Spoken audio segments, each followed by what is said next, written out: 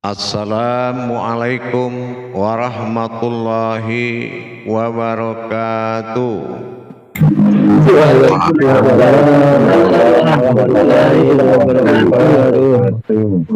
Alhamdulillah, alhamdulillahi rabbil alamin. Assalatu wassalamu ala asrafil anbiya'i wal mursalin. Asyhadu an la ilaha illallah wa asyhadu anna Muhammadar Rasulullah. Allahumma sholli ala sayyidina Muhammadun musyabihil wal ikram ya wal jalil wal ikram wa tahirin wal mujahidina amma ba'du ibadullah wa ittaqullah. Bersyukur kita kepada Allah dengan mengucapkan alhamdulillahi rabbil alamin atas segala limpahan karunia rahmah dan hidayahnya, serta dengan izin dan ridhonya kita dapat menjalankan amanahnya, beramal dan beribadah zahir batin dunia dan akhirat. Bersalam kita kepada Allah, junjungan kita Nabi Allah, Nabiul Akhirul Zaman Rasulullah Muhammad sallallahu alaihi wasallam.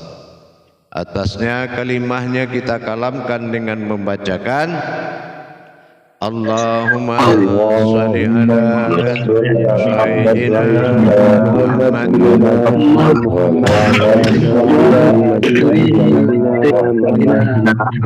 Muhammad.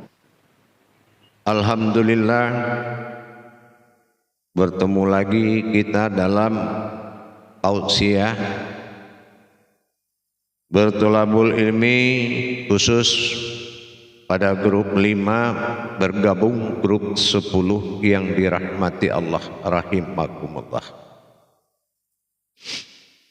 Adapun yang akan menjadi bahasan tausiah kita, yaitu mengingat kembali kepada sebuah makom tauhid,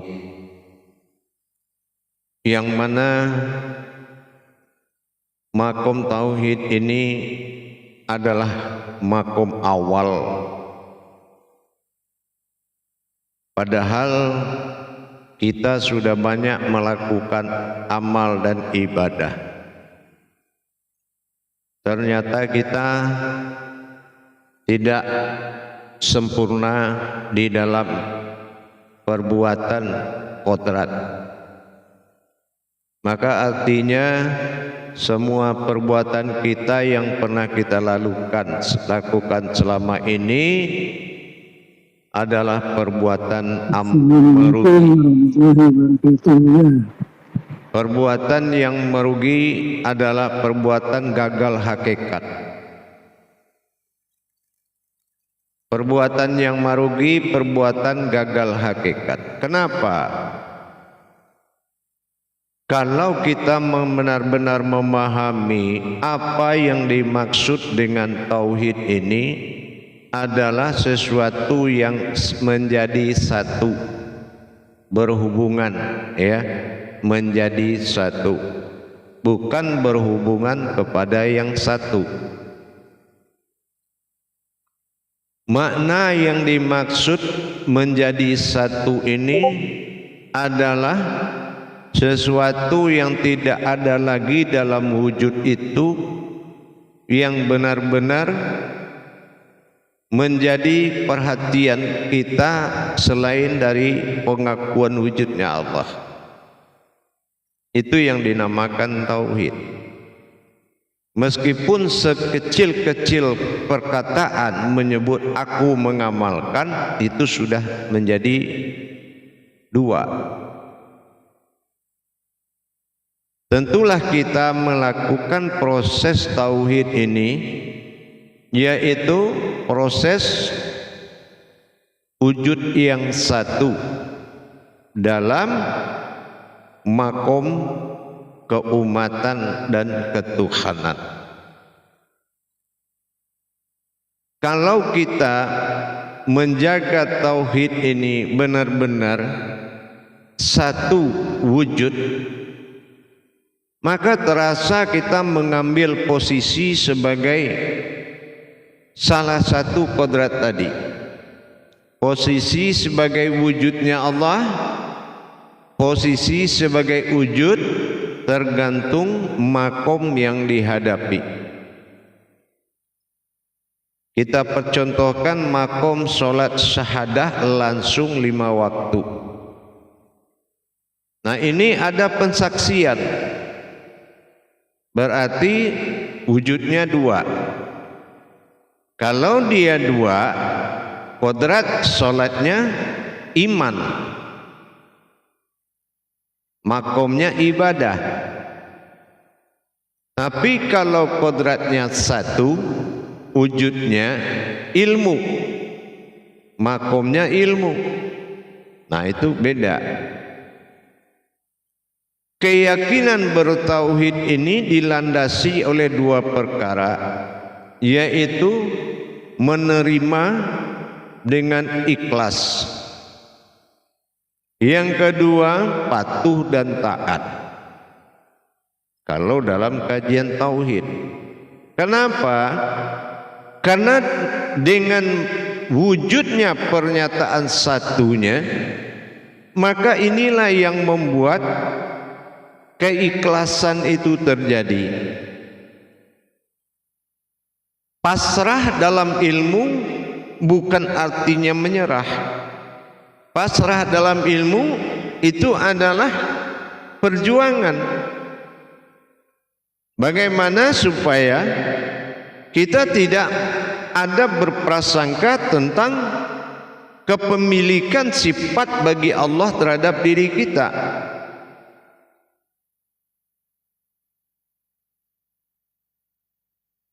Tauhid bukanlah suatu amalan, tetapi suatu perubahan total yang mana tidak berprasangka lagi sebuah kodrat atas nama keumatan, tapi berprasangka kepada kehambaan dirinya.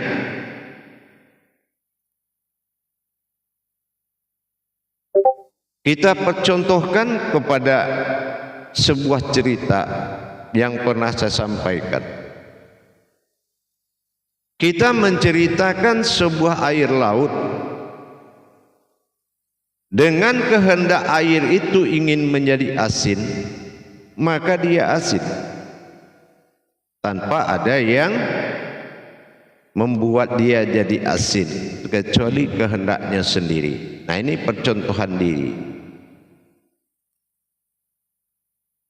Apa yang dihasilkannya adalah air berwujud asin. Yang berwujud asin itu adalah garam. Kenapa? Karena dia berkehendak mau menjadi asin. Wujudnya adalah garam. Setelah itu kita tanya lagi, kalau air bisa jadi asin, garam bisa enggak menjadi air? Nah, gitu. Sudah pasti garam bisa jadi air. Caranya gimana? Masukkan ke air asin tadi, ke air laut. Nah, bisakah kita mencari garam yang masuk berasa asin dengan air asin yang sudah ada?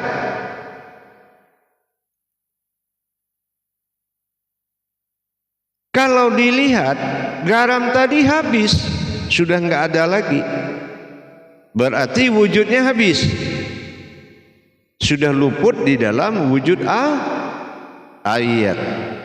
Nah, gitu. Dengan demikian hanya ada satu, yaitu air laut. Diberilah nama dia laut. Nah, kalau di diri namanya tubuh. Gitu ya. Setelah berpadunya wujud, dua wujud tadi menjadi satu, namanya laut. Kalau di tubuh namanya jasad atau tubuh, ya. Adakah cara untuk memisahkannya? Tidak ada. Tidak ada lagi daya upaya kita untuk memisahkan rasa dari air itu tadi. Itu sudah enggak ada. Apapun usaha kita sudah enggak ada. Di dalam ilmu tauhid seperti itu juga. Kalau memang kita bisa melebur pada kodrat awalnya dia menjadi sebuah laut,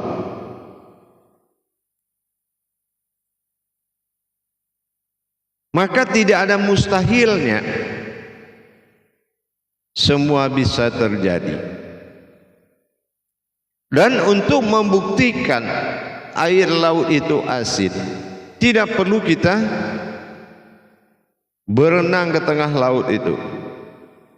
Ambil aja sesendok, dirasakan di ujung lidah, rupanya benar dia asin. Artinya apa? Untuk berubah wujud kepada wujudnya Allah, tidak perlu mengambil pemahaman yang banyak, cukup dengan mengakui adanya kodratnya.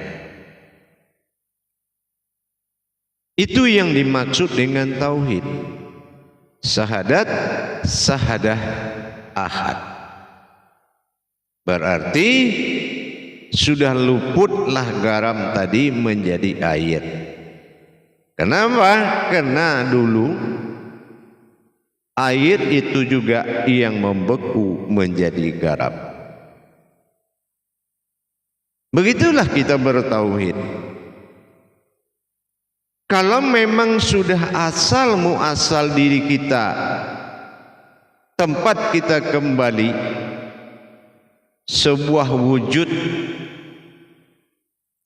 maka sudah terjadi suatu kodrat, satu kodrat, yaitu ujubu wujudullah. Tidak akan mungkin lagi bisa dipisahkan air dengan rasa tadi. Begitulah kita. Jasmani tidak akan bisa dipisahkan dengan rohani, karena jasmani itu nama kecilnya adalah rohani. Itu yang amruhu. Jadi dengan hakikat seperti ini, maka suatu kemudahan bagi kita melebur diri kepada asalnya diri. Kenapa tidak bisa dengan asal diri rohani dilebur kembali asalnya menjadi jasmani? Maka itulah yang dikatakan wujud bagi Allah. Dengan demikian kemudahan semakin tinggi dan peluang kemudahan semakin membesar. Tidak ada lagi keterpisahan dalam satu wujud itu tadi. Itu yang dikatakan dengan tauhid. Kembali menjadi satu. Syahadat, syahadah ahad. Inilah rasa. Inilah rasa tadi. Disinilah kita melihat wujud aslinya pada tubuh dikisahkan seperti laut tadi, digambarkan dalam jasad. Kalau memang kulit kita berasal dari air, tapi setelah datangnya kodrat dari rohani, maka yang berasal dari air itu berubah menjadi asin, berbentuk keringat. Akhirnya kulit dan keringat tidak bisa dipisahkan lagi, sementara airnya hilang menjadi asin. Padahal kulit itu al-hikam, berasal dari air awal mula jadi. Coba aja kalau kita kebakar api, ke sudut api rokok, pasti keluar air.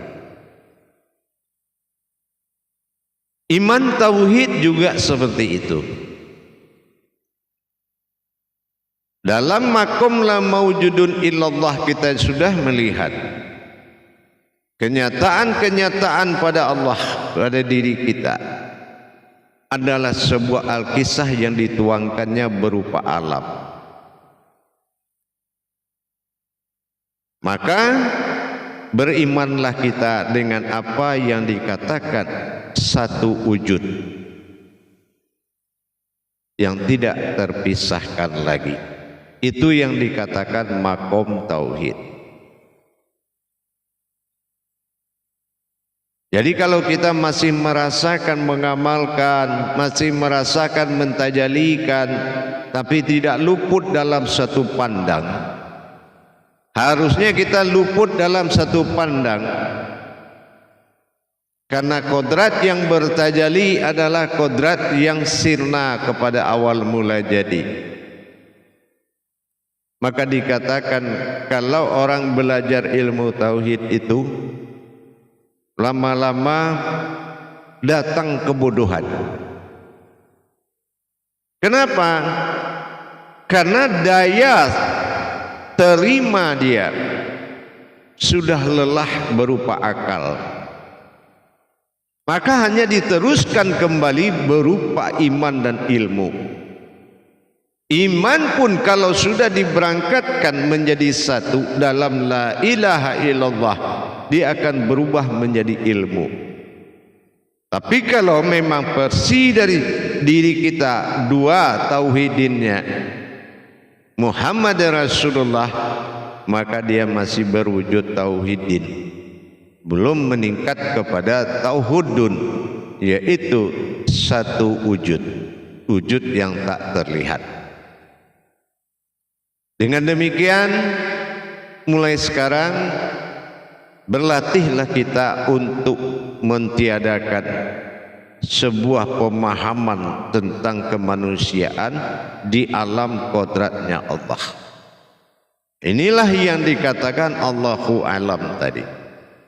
Berwujudnya Allah pada diri kita menjadi suatu wujud bagi Allah. Ini yang namakan ahad, satu wujud. Jadi tidak lagi kita merasakan ada garam di dalam air, tapi sudah menjadi air garam. Itu iktikat yang harus dipakai di dalam pandangan keseharian, yaitu tidak lagi melihat keakuan dalam wujudku, tapi aku melihat wujud Allah pada diriku. Itulah yang dikatakan aku, wujud daripadaku sendiri. Begitu kita cara menerapkan tauhid. Jadi bukan tauhid ini meluas, tetapi tauhid ini harus mengkerucut menjadi satu. Garam hilang dalam laut, tidak terlihat lagi, tapi laut sudah menjadi air asin. Air asin bernama laut. Kalau dihubungkan garam ini dengan laut, tidak ada asal usul. Ternyata garam berasal dari laut, kembali kepada laut, tetapi garam lenyap, tinggal rasa. Inilah yang menjadi pegangan tauhid kita. Insyaallah, mudah-mudahan kita bisa muzakarohkan. Salu muzakaratun fil jami'ati rahimakumullah.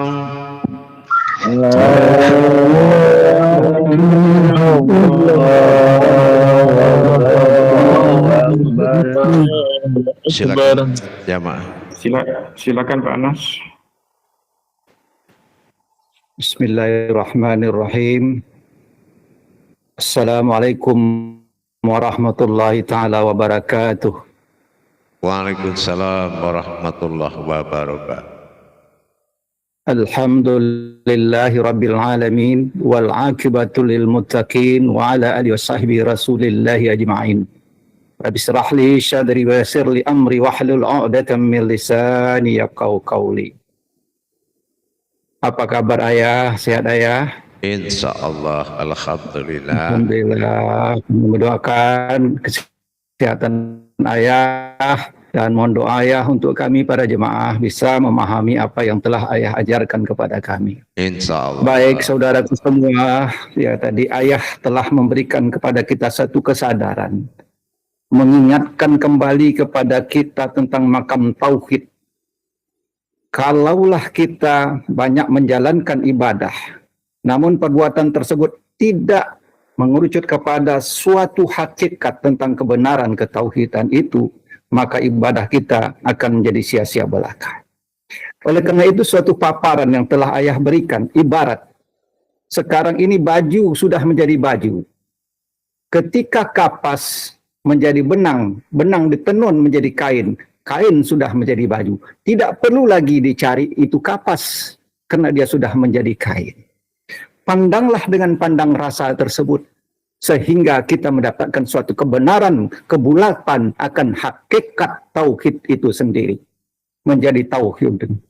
Oleh karena itu barangkali apa yang telah ayah sampaikan paparan kepada kita, ini perlu sekali untuk kita perdalam, agar pemahaman tentang konsep-konsep makam ketauhidan ini benar-benar ya menjadi suatu keputusan mutlak dalam diri rasa dan pandangan kita. Mari kita bermuzakarah dengan memberikan pertanyaan-pertanyaan kepada ayah, kepada guru kita yang mulia Al-Mukarram Syekh Nur Muhammad Buya Maulana ya.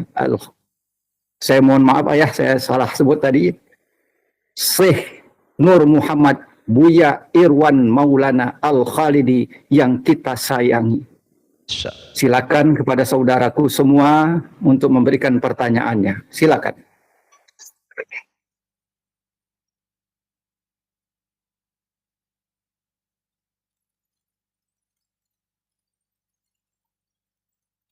Ya, kalau belum ada, saya memulai pertanyaan ini supaya bisa berkembang.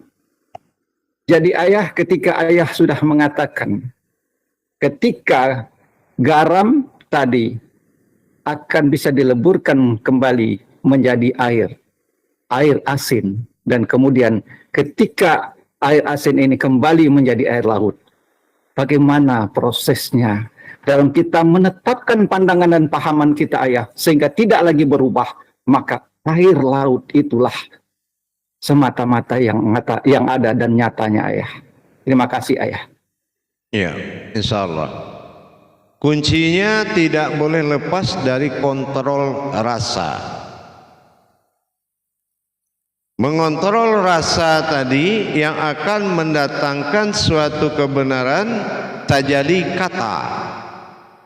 Gitu. Itu tidak boleh putus. Memiliki rasa yang akan mendapatkan tajalli kata tadi. Inilah yang membuat diri rahasia nyata menyimpan rasa, yaitu rasa dan rahasia dinamakan sir. Dua-duanya satu nama, gitu ya. Jadi rasa itu sir, rahasia jasad juga sir, tapi di tengahnya ada u yang berdiri, alif domah u. Nah gitu. Dan alif domah u inilah yang akan menjadi kata, atau disebut dengan wahyu, ilham, laduni, irhas, khodam. Itu yang akan bertajalli di dalam menjalankan hidup dan kehidupan Allah. Man lam yazud fa'alam yarib. Orang yang merasakan niscaya akan tahu. Menunggu tahunya inilah nak yang paling butuh sabar. Menunggu tahu tadi butuh sabar sekali. Bagaimanapun cara kita meyakinkan Allah itu, tapi tak kala yang Allah pikirkan adalah kufur nikmat tadi. Apabila tidak sanggup engkau nanti mengimaniku, maka engkau akan takbur, kata Allah. Kenapa? Disebabkan lepasnya hubungan hayat yang selama ini kita hidup dengan ruh. Itu. Insya Allah mudah-mudahan dengan kita betul-betul mengontrol rasa dan melihat kondisi jasad dari makom rahasia, enggak boleh terputus. Urat nadi kita adalah rasa dan rahasia. Gitu. Kalau kata kauni, kalau kita sering berbahasa kauni antara diri rahasia dengan rasa, maka dia akan menjawab. Kauni itu akan muncul ibarat seekor hewan. Kita pelihara dia tidak bisa bicara, tapi kalau kita terus serang dia dengan kata, lama-lama dia bisa. Itulah kehebatan dari sebuah rasa dan rahasia. Kita pelihara kucing, kita bicara dia diam aja. Tapi karena kita sudah berbicara ke dia dengan rasa, dia akan paham. Itu. Begitu juga kita bertuhan kepada Allah. Kalau kita sudah ditetapkan dan kita sudah tidak ingkar lagi melihat keberadaan wujud Allah pada diri, maka berusahalah untuk berkauni siang dan malam dalam banyaknya suatu kegiatan atau tidak berkegiatan. Itu usahanya.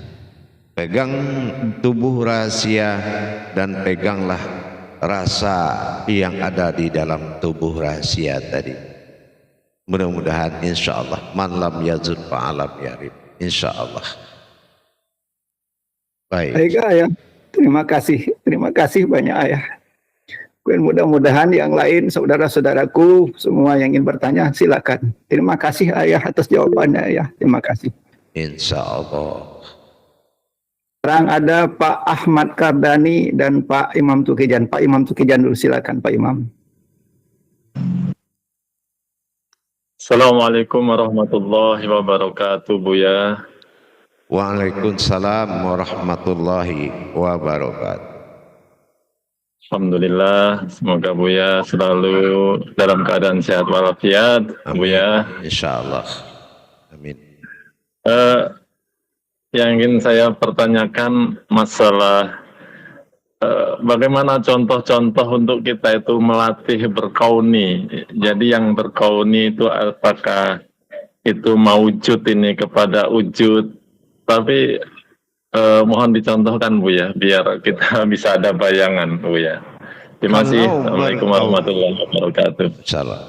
Berkauni ini adalah suatu batin suara yang dipakai untuk menuju dua kodrat. Pandangan itu khusus ke batin suara, bukan melihat siapa yang bicara. Kalau sudah yang bicara itu sudah pasti antara dua kodrat tadi, yaitu tubuh rahasia yang dibalut oleh rasa, ya, jiwa raga atau jasmani rohani. Nah, sama rahasia dan rasa itu sama jasmani rohani. Kauni adalah batin suara yang menuju sebuah wujud ketunggalannya yang di dalam alam wahyu yang belum bisa ditempatkan. Dan dia belum mau memperlihatkan wujudnya sebenarnya, tapi dia baru menerima keagungan kebesaran hubungan batiniah wujud dan maujudnya kepada dirinya sendiri, yaitu kepada wujudku. Dan percakapan itu antara kauni ini hanya disebutkan dengan bentuk sifat kepada wujud. Itu. Kapan wujudnya? Setelah dia meyakini semuanya adalah wujud dia semata. Sebelum dia yakin, masih dia ragu, dia akan tetap bertahan dalam sifat ta'yunnya.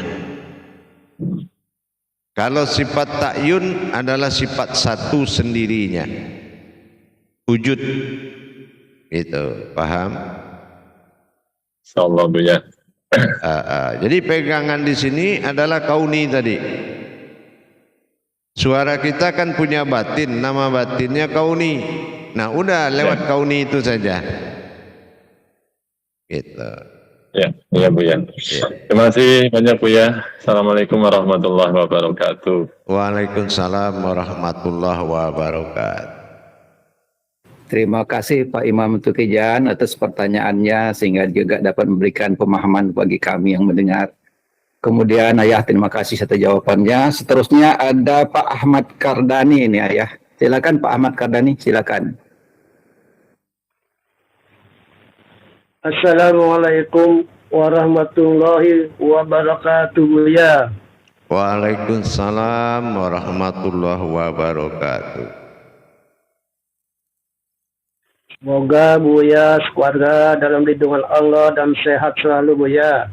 Insya Allah, amin, amin, amin ya Allah. Dalam menyampaikan tausiah tadi Buya, ada sedikit pertanyaan yang saya belum begitu mengerti atau paham, yaitu tentang mereburkan diri asalnya kepada diri. Nah, lalu yang dikaitkan dengan ini Buya, bagaimana cara mereburkan diri asalnya kepada diri, pandangan untuk menuju rasa tadi Buya. Iya. Meleburkan diri insan yang belum berwujud apapun, dia mewujud kepada sifat, nah itu sudah namanya memunculkan diri. Dulu ada kayak begini, cuma dia belum diberikan hak. Ya. Nah, adanya kita seperti rohani sekarang, belum punya tangan, kaki dan segalanya. Setelah dia bersifat, dia naik mewujud, ibarat orang pakai baju, nah itu dia sudah ada sarungnya. Nah ini yang dikatakan maujud. Jadi tidak lagi mencari yang sudah maujud. Kalau yang sudah maujud, yang wujud kemarin itu sekarang sudah maujud dia. Nah sama seperti saya bilang tadi, kalau mau tahu air laut itu asin, nggak usah berenang ke dalam. Minum, ambil aja sedikit, cicipi setengah sendok atau sedikit. Begitu juga kita mengimani. Kalau ingin tahu kesimpulan dari seluruh kaji, lihat tubuh, karena itu adalah keputusan. Kenapa dikaji lagi semuanya? Yang nur lah, yang inilah, yang itu. Nah ini yang dikatakan maujud. Paham? Paham Buya. Nah, jadi jangan banyak-banyak, cuma satu aja ditinggal dikaji lagi, gitu ya. Nah, Insya Allah Buya. baik, insya Allah. Baik jamaah, saya kembali 10 menit lagi. Assalamualaikum warahmatullahi wabarakatuh. Waalaikumsalam warahmatullahi wabarakatuh.